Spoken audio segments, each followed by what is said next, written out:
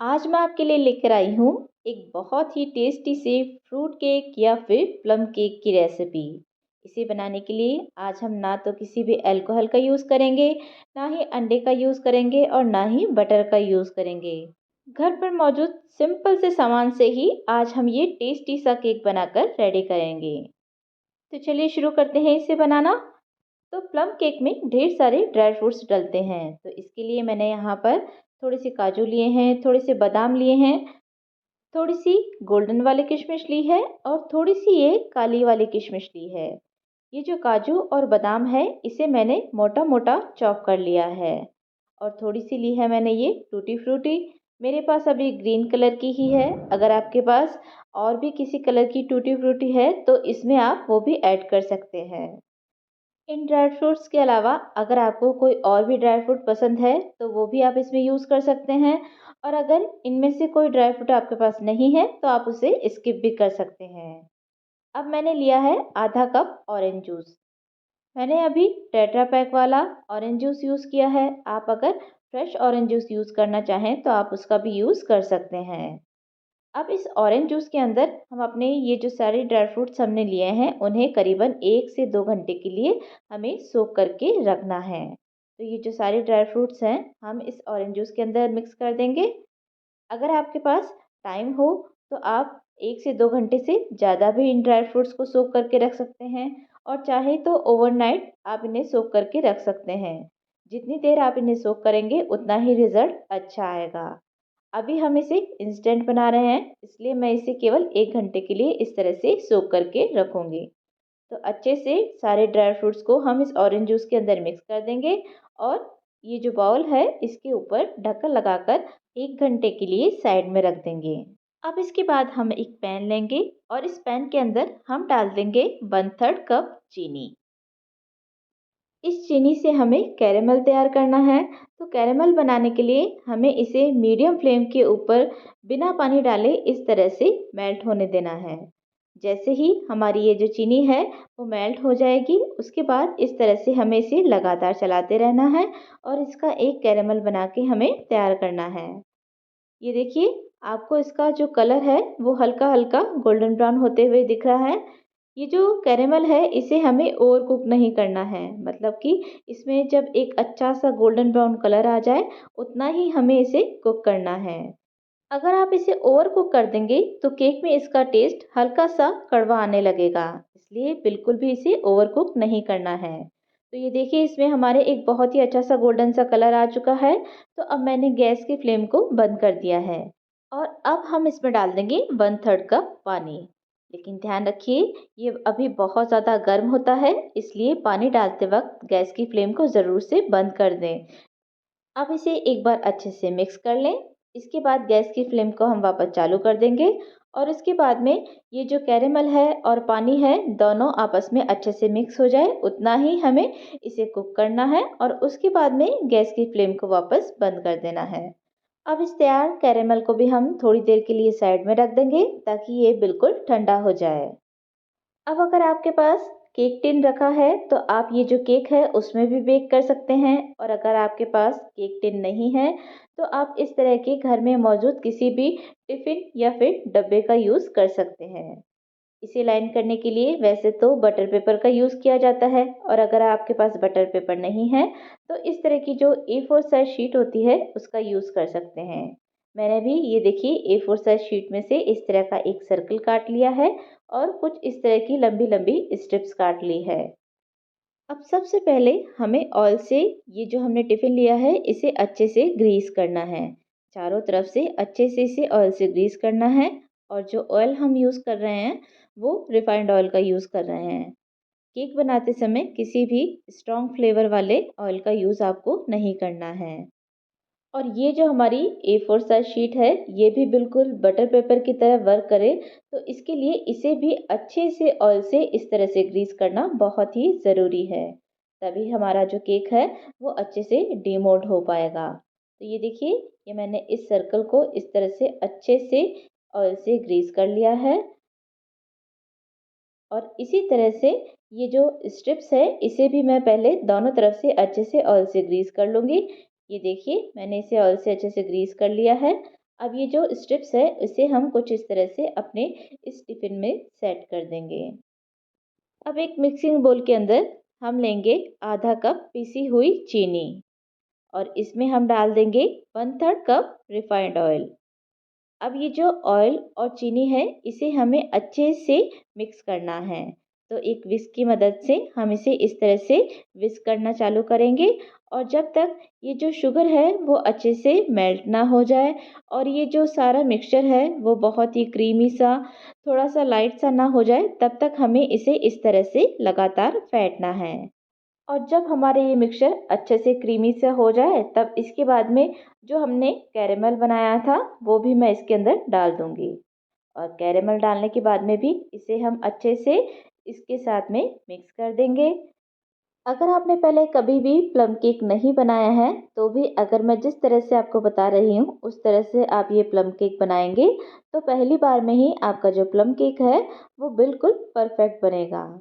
तो कैरेमल को अच्छे से मिक्स करने के बाद में हम इसमें डालेंगे 1/4 कप दूध और 1 चम्मच मैंने इसमें डाला है वनीला एसेंस। दूध हमें रूम टेम्परेचर वाला ही लेना है, न तो बहुत ज़्यादा गर्म दूध होना चाहिए और ना ही फ्रिज में रखा हुआ बहुत ज़्यादा ठंडा दूध होना चाहिए। एक बार बॉईल करने के बाद में जब दूध अच्छे से ठंडा हो जाए उस दूध का यूज़ आप इसमें कर सकते हैं। अब इसके ऊपर हम रखेंगे एक छलनी और इसमें डालेंगे 1.5 कप मैदा। इसके बाद हम इसमें डालेंगे 1/4 कप मिल्क पाउडर। आप किसी भी ब्रांड का मिल्क पाउडर यूज़ कर सकते हैं या फिर डेयरी व्हाइटनर भी आप यूज़ कर सकते हैं। आधा चम्मच मैंने इसमें डाला है सौंठ का पाउडर और आधा चम्मच मैंने इसमें डाला है दालचीनी का पाउडर और बहुत थोड़ा सा नमक डाला है। और अब इन सब चीज़ों को हम अच्छे से छान लेंगे। जो प्लम केक होता है वो नॉर्मल केक से थोड़ा सा डिफरेंट होता है। इसमें ये जो स्पाइसेस है उसका भी यूज़ किया जाता है जिसके कारण ये जो प्लम केक है वो खाने में बहुत ही ज़्यादा टेस्टी लगता है। अब छानने के बाद में हम एक विस्क की सहायता से ये जो सारी चीज़ें हैं इन्हें आपस में अच्छे से इस तरह से मिक्स कर लेंगे। और अब 1 घंटा हो चुका है तो हमारे ये जो ड्राई फ्रूट है वो भी अच्छे से अब भीग चुके हैं। तो अब ये सोक किए हुए जो ड्राई फ्रूट्स हैं इन्हें भी हम अपने इस मिक्सचर के अंदर मिक्स कर देंगे। तो आपको ये जो बैटर है वो काफ़ी गाढ़ा नज़र आ रहा होगा, लेकिन जो प्लम केक का बैटर है वो नॉर्मल केक से थोड़ा सा गाढ़ा ही बनाया जाता है, क्योंकि इसमें हमने इतने सारे जो ड्राई फ्रूट्स हैं वो डाले हैं। अगर आप केक के बैटर को पतला कर देंगे तो ये जो सारे ड्राई फ्रूट्स हैं वो नीचे की तरफ बैठ जाएंगे। तो इस तरह से ये जो बैटर है इसे हमें थोड़ा सा गाढ़ा ही रखना होता है। लेकिन अभी मुझे ये बहुत ज़्यादा गाढ़ा लग रहा है तो मैं इसमें थोड़ा सा दूध और डाल रही हूँ। लेकिन दूध डालते वक्त आपको सावधानी रखनी होगी। ये जो बैटर है बिल्कुल भी रनी या फिर पतला नहीं होना चाहिए। आपको इस तरह का गाढ़ा बैटर बनाकर ही रेडी करना है।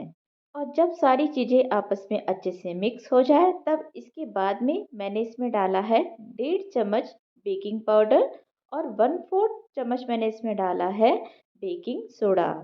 ये चीज़ें हम लास्ट में डाल रहे हैं क्योंकि पहले हमें इस बैटर को बहुत ही अच्छे से मिक्स करना था और जब भी हम बेकिंग पाउडर या बेकिंग सोडा डाल देते हैं उसके बाद में हमें अपने बैटर को ओवर मिक्स नहीं करना होता है। और सबसे लास्ट में मैंने इसमें डाला है 1.5 चम्मच वाइट विनेगर या फिर सिरका। जो भी हम चाइनीज़ खाना बनाते वक्त सिरका यूज़ करते हैं ये वही वाला विनेगर है।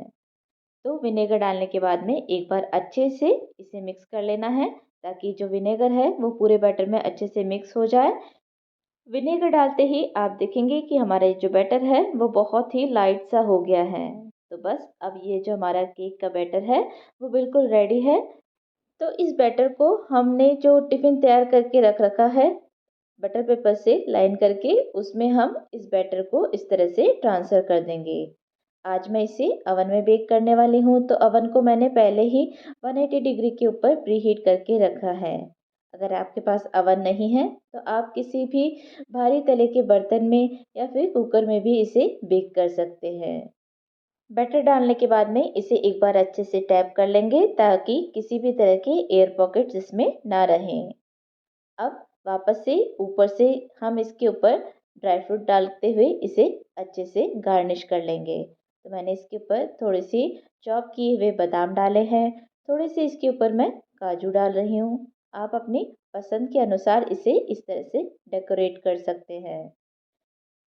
फिर मैंने इसके ऊपर थोड़ी सी टूटी फ्रूटी भी डाली है और साथ ही डाल दी है थोड़ी सी ये जो ब्लैक वाली किशमिश थी हमारी, वो वाली। तो ये देखिए, ये जो हमारा केक है वो अभी हमने बेक नहीं किया है, फिर भी हमारा जो केक है वो देखने में कितना सुंदर सा लग रहा है।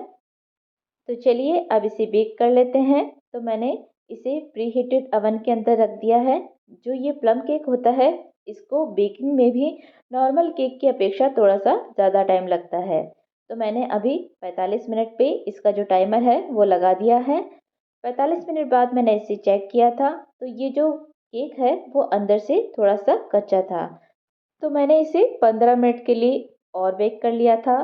बेकिंग का जो टाइम है वो आपके अवन के हिसाब से कम या ज़्यादा भी हो सकता है।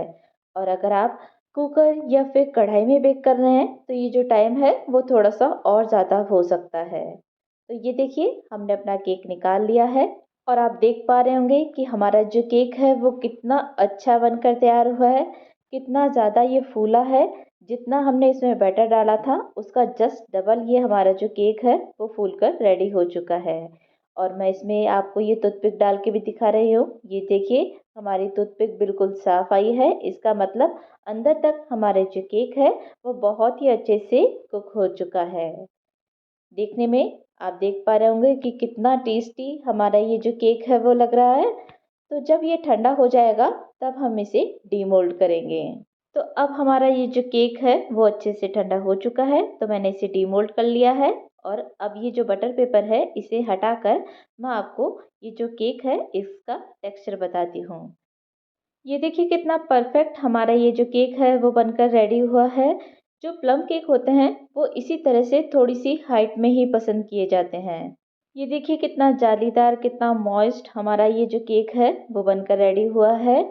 हर तरफ आपको इसमें ये जो ड्राई फ्रूट्स है और ये जो टूटी फ्रूटी है वो हमने डाली थी, वो चारों तरफ इसमें आपको नज़र आ रही होगी। और इसका जो कलर है वो भी ऑथेंटिक, जैसे प्लम केक का कलर होता है वही कलर हमारे इस केक का आया है। और अंदर से भी आप इसका टेक्सचर देख सकते हैं, कितना जालीदार, कितना सॉफ्ट हमारा ये जो प्लम केक है वो बनकर रेडी हुआ है। और जितना ये देखने में अच्छा लग रहा है, यकीन मानिए खाने में उससे भी ज़्यादा ये टेस्टी था। तो आप भी इस क्रिसमस ये जो प्लम केक की रेसिपी है इसे ज़रूर से ट्राई कीजिए। और अगर आपको किसी को गिफ्ट करना हो तो आप इस तरह से इसे रिबन से टाई करके गिफ्ट भी कर सकते हैं। अगर आपको ये प्लम केक की रेसिपी अच्छी लगी हो तो वीडियो को लाइक शेयर करना और चैनल को सब्सक्राइब करना ना भूलें।